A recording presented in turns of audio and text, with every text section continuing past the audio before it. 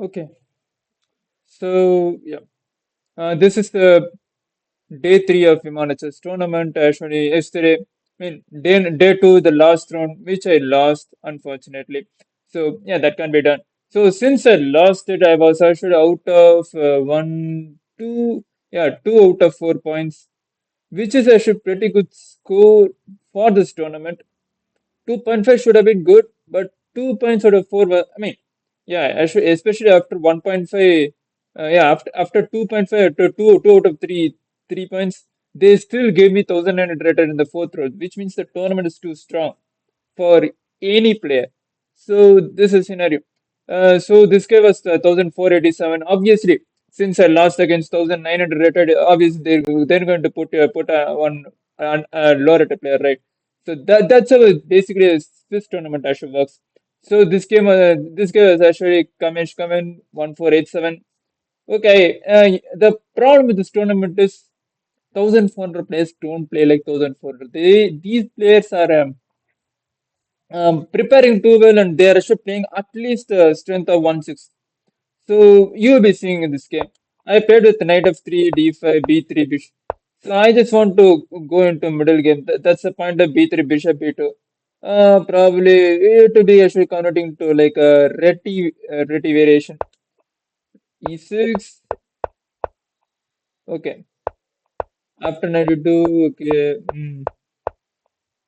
Okay, this is scenario. Actually, this is one of the famous setups. So what my opponent basically did is he has no idea what to do after this one. He spent a little much of time after b3. He just played bishop c f5. What I thought is okay, just standardly developing like when you're playing from white, you play bishop c4 something like that, right? Especially when if you're a new player. I thought this opponent would be quite easy. But after this question, right? This would be too hard for me to play. This is actually standard London system in just in a reverse way, in which a black set up a London system. The problem is he doesn't need to do anything, and for me to attack and win this game is not that easy. So the reason is the London system gives you a solid thing, and especially after a loss yesterday, you will be desperate enough to win for sure, especially because the half of the tournament is over. Only 5 more rounds to go. So I was too desperate to win. So first, the rook c1, just a standard development. Rook e8, h3, queen b8. Queen b8 looks awkward, but this type of players, right? This type of player just doesn't. He doesn't want to draw. He also wants to win. So he made sure this position is not actually quite easy to lose. Now he wants to push it to win, which is a pretty good idea for a low rated where you are actually facing against a high rated. But for me, it's actually kind of fun. Now I need to defend the position. I make sure that I should not draw the game, lose the game. I pretty sure I need to win this game. So I was completely focusing on it. So here I played g4, actually, which is taken a bad move, and the reason is I didn't have in any good moves. Actually, I saw few lines here. Like let me show you. So one of the lines which I saw is uh, 91, 98. But I'm just not sure about the bishop into g3 sack. Probably I should have calculated it should not work. It should not work immediately.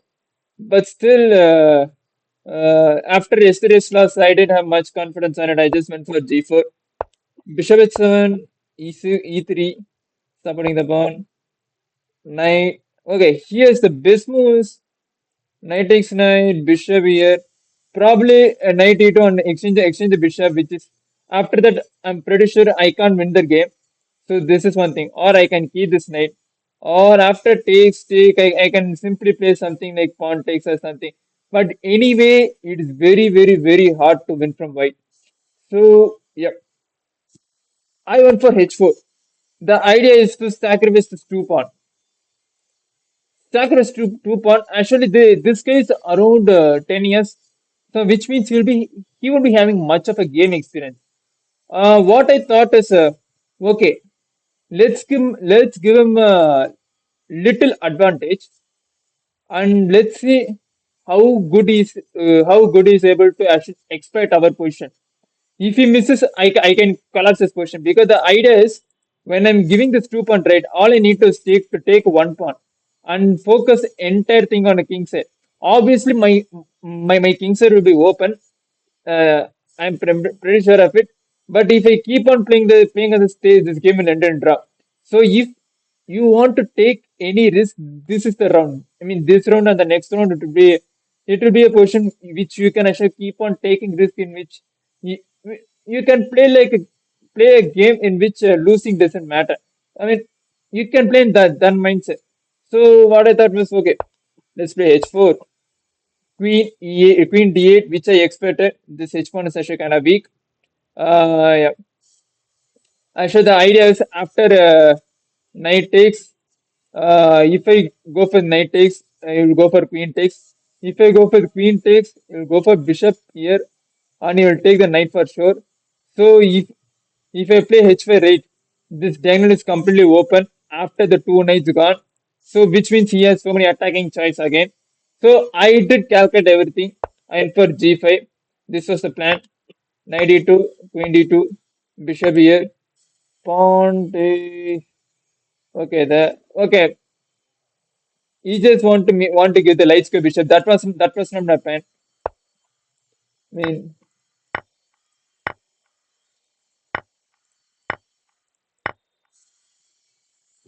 this is good, but actually, uh, yeah, yeah, queen d8 actually covering the g square. But the problem is the task of bishop is actually completely stuck. That's another problem which I'm facing. So yeah, but this is one of the position. But I didn't calculate much. But my basic initial plan was uh, G takes system. This was my plan actually. Takes pawn push. Actually, the best move here is king h8. I did see it on the board. I did see in my calculation. But I also had a guess that you'll either take to the king pawn or a queen pawn, which should be better for me. So better in the sense, not an advantage. What I'm saying is, it will just creating some kind of attack surface for me, such that I might, if he did some kind of loose move, I might actually exploit the position. So yeah, this is kind of a gambling. And moreover, the one of the thing I missed is there is a checkmate sequence. I didn't miss it in my calculation in my long thinking, but okay, that's not an issue here. After here, I went for rook here. Okay, he didn't go for immediately check. What he should have gone for? He should have gone for queen h3, which I did see it on the board. So wait a minute.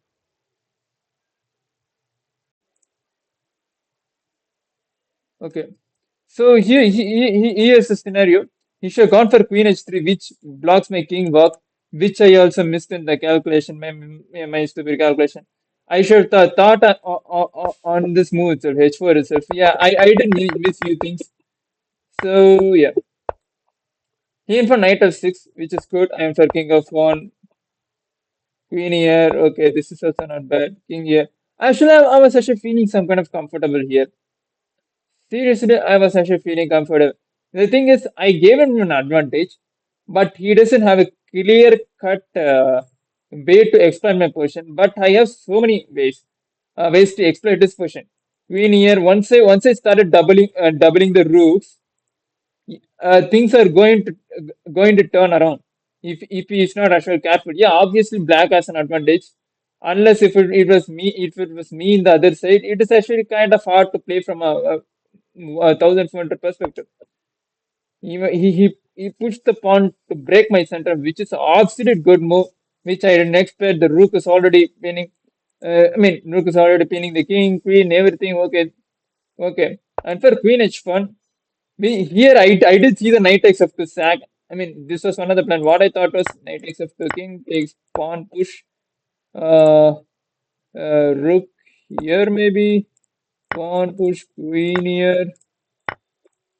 So what I thought is this position I can hold this game for a draw. This is not that hard to hold the game for a draw against 1,400 rated.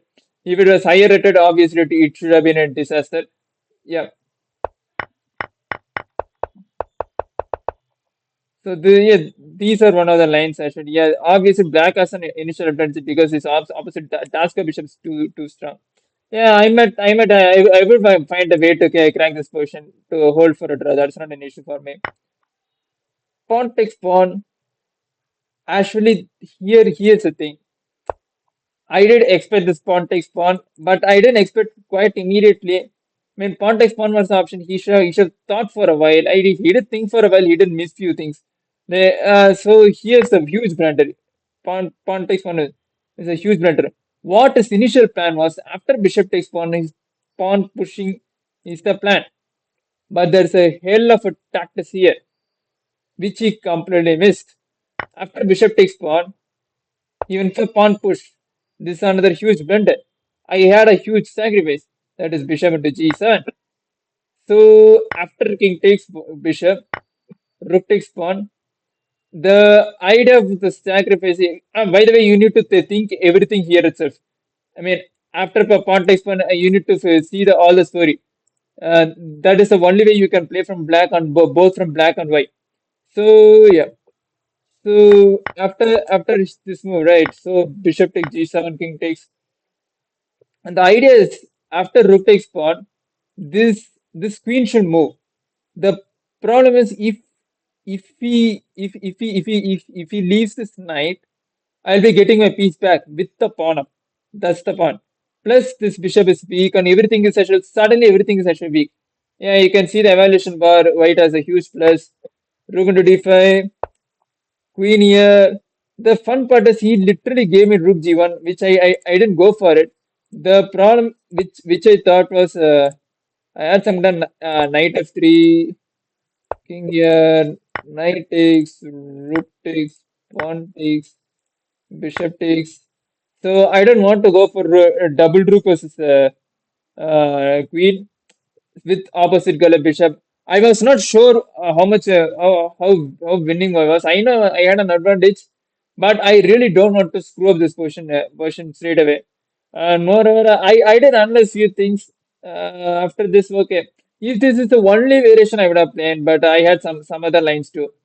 So the other line was bishop takes knight, rook takes. Here also I had rook g1. I went for rook takes bishop. Okay, the reason I didn't go for rook g1 is I didn't miss one thing. After rook g1, rook here, uh, rook takes bishop, rook takes. I the only thing which I miss is queen takes b1, b7. If I seen queen takes b7, I would have definitely played this variation. If let's say if I go for queen b6 or something. See, this position is actually equal. If I don't have that actually pawn, this position is actually kind of equal. So yeah, yeah, this position is actually kind of equal, pretty much to say. So I I know if so I had a feeling that it might be a draw in some way. So I didn't go for it. So this position I had some confidence because the opposite king side is actually too open. So overall my choices were bad, but this game I had some fun. Rook G1. Yeah. This is another fun part. Here also, I didn't miss few calculation. So, okay. Okay, let me tell you. Uh, while I was actually calculating, I knew that there is a root takes pawn. That's not an issue. What I missed is he can simply go for king f8. I did see it on the board. In this position, I did see it on the board. But I also had some kind of confidence that he'll be playing king f6. The reason is he doesn't have actual game experience. That is the point. This guy is actually 10-year-old. I mean, what's the point of king f8? Is king f8, queen h8 check, king e7, queen takes rook, queen h2 check, king f1, rook g sorry, king f1, queen h3 check, rook g2. After rook g2, queen f3, rook g1, queen h3. There is a repetition of moves, so many repetition of moves, it should be dead draw. If you don't believe me, you can actually uh, see the engine line. Yeah, here I shouldn't go for queen. After queen h8, I should not take the rook. That's the most sad part. Look, the game is 0. So I did see it on the board. I didn't know the game was zero, but still, since he didn't have the game experience even for King S6, which is really good. So I did give a good cutoff. So yeah, okay. I can simply take this pawn here. I always had this pawn. The reason I can't take this pawn because after take this, I don't want to give my opponent check for free checks for free. I can calculate something. I mean, after this check, he'll be taking this pawn, and this pawn will be weak. I mean, he has checkmates. You can show he can do so many things, but still, I just don't want to risk it. If you miss something, right? As well, this game was actually going for 3 hours. If you miss something, so this yeah, pretty much it will be messing your mind. I really don't want to go in that scenario. So I just went for pawn push e4. He went for rook e8. Rook takes pawn. So this is same pawn. This is same position with pawn up. All I need to do is I just need to exchange the two pieces. That's my aim now. King d3, pawn push. I had the simple exchange here, but I want to screen also. If I go for with rook exchange, this also this is a dead draw. Two pawn versus three pawn is a dead draw, theoretical dead draw. I can simply play for 4 hours. Maybe I can crack a win, but I need to play another game in the evening also, so I can't do this. So even for here, rook here, rook here. So here I had a simple queen f3, which is completely winning. I'm pretty sure of it, but I don't want to enter into rook endgame. Yeah, as I said, right. I mean, this is winning. So what I did was, yeah, pretty much the same thing in a different way.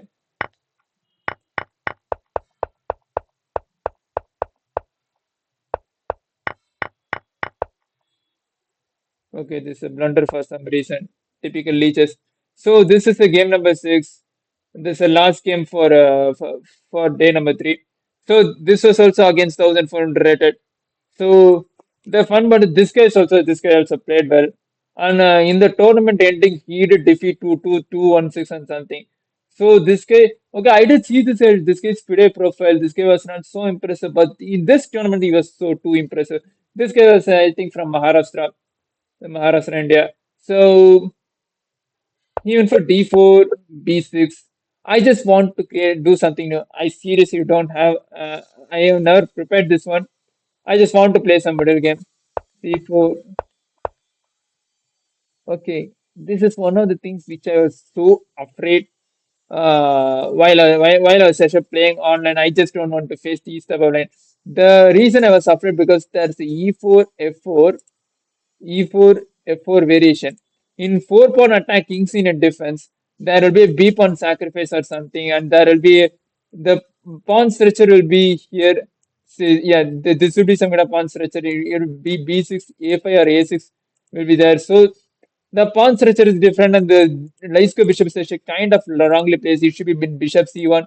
So it, it is in the middle game, but the problem is I need to play it very, very carefully. And it is very, very hard to play in this type of line, definitely, if you're not prepared. E4.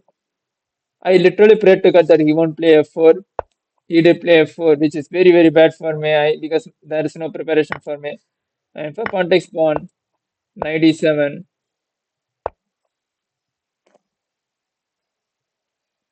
Here, after long thing, I just went for E5, which is a huge blunder, losing the game on the spot. If he had an impasse is losing on the spot. There is only one move in this game, that is Rook C1, pawn push, pawn takes one, pawn takes one, rook takes knight. He can't take pawn takes one. I will simply come back. So this won't be an issue. Okay, pawn takes rook, knight takes pawn. The idea behind this exchange stack is okay. Yeah, of course you will be playing knight c7 or even e6 also a good idea. So yeah, there are some ideas here. So the idea behind this exchange stack is my goal will be like my opponent should not castle. If my opponent castles, he'll be winning. That's the exact goal. Actually, the idea behind E6 is to make the opponent actually castle. Okay. Firstly, this thing is hanging. So if you go for queen, okay, um, bishop b2.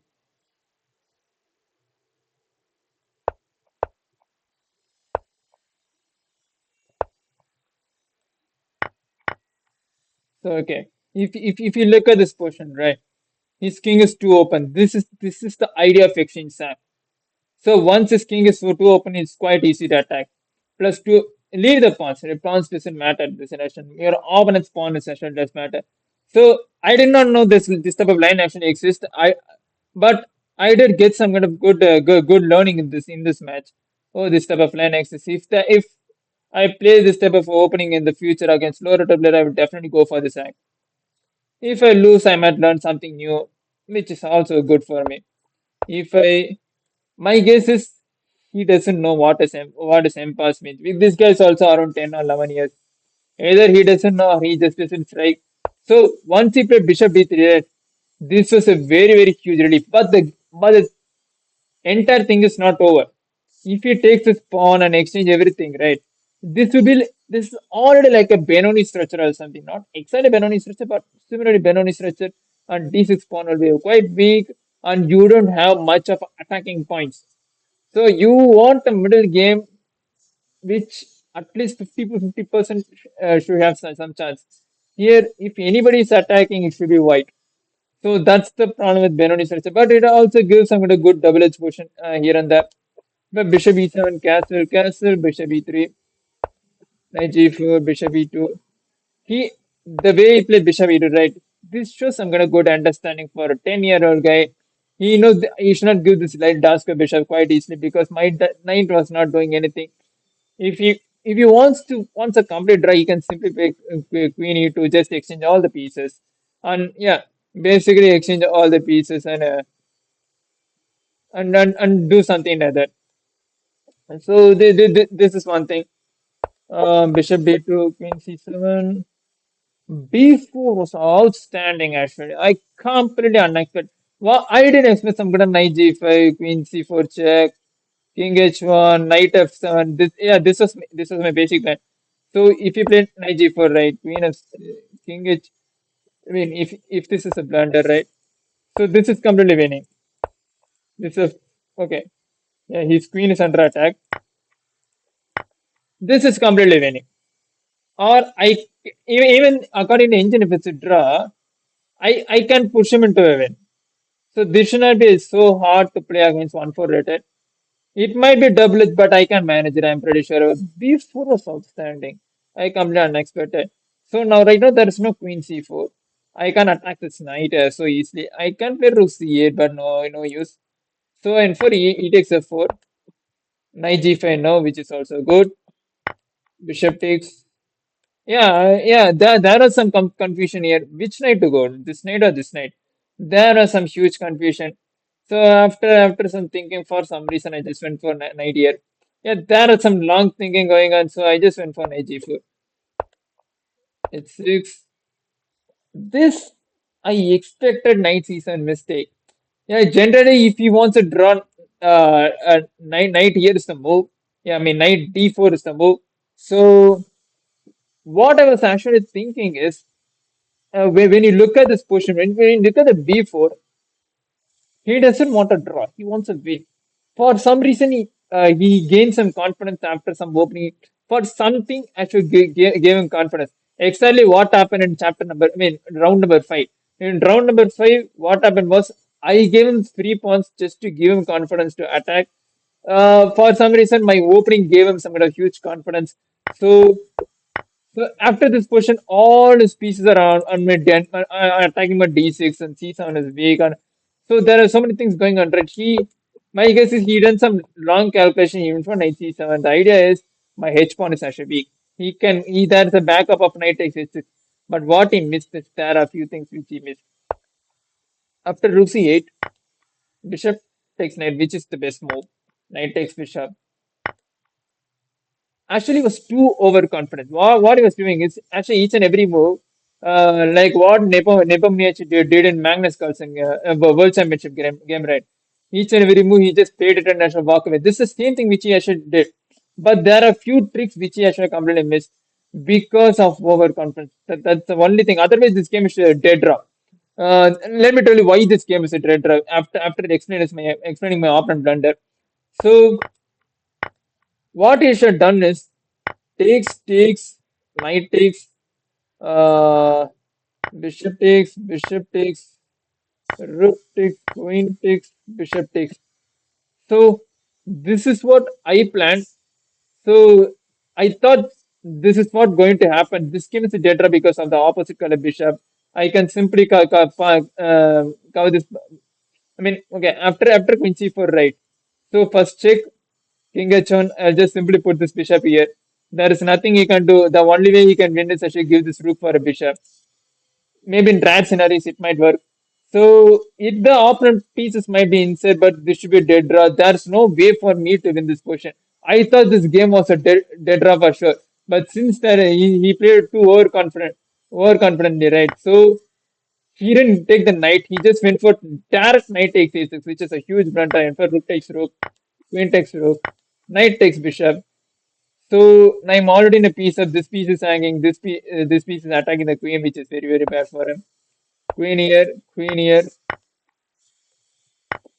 Okay, I can simply take this one, but he'll be blocking everything. So I just went for queen.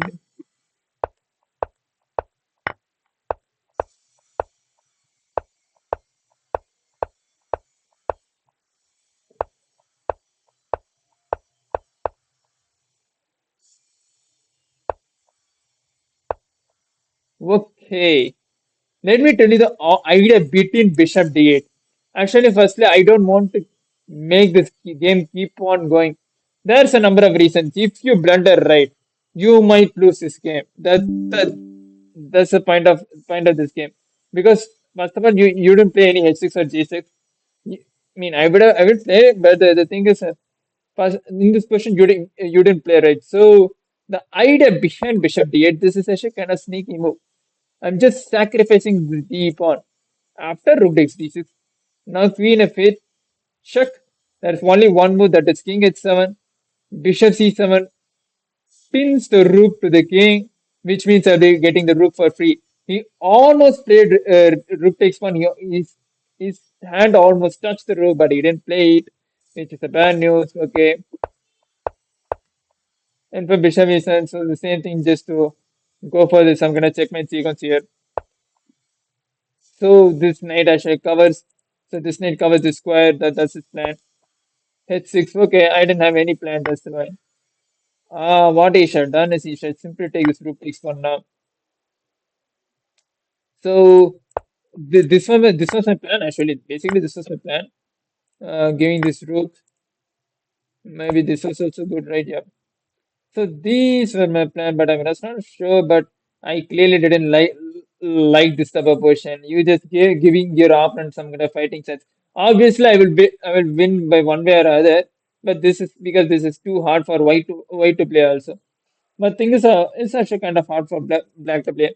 I mean, there will be some kind of breakthrough. Yeah, that things might actually go kind of messy. What he did was he just played queen takes b6, which is a huge blunder. And for bishop e2, now I can actually take this knight. So here for queen e3, just supporting the same thing, but this time that doesn't work. After takes, he can't go for queen takes. The reason is after if you go for here, that's a queen. If you go for here, I'm also getting the queen, which is very bad for white. So in four, pawn takes. Now I have this one. He can't push this because am getting the queen back. Otherwise, it's a checkmate scenario. So here my opponent actually resigned the position. So obviously I learned something from this game, which I was very happy. But both the games which I get lucky because my opponent inexperienced. If my opponent was age above 15 or 16, I would have definitely played something different. Yeah, age factor does matter. So that's the huge lesson from this day number three. So yeah, this is what I all about.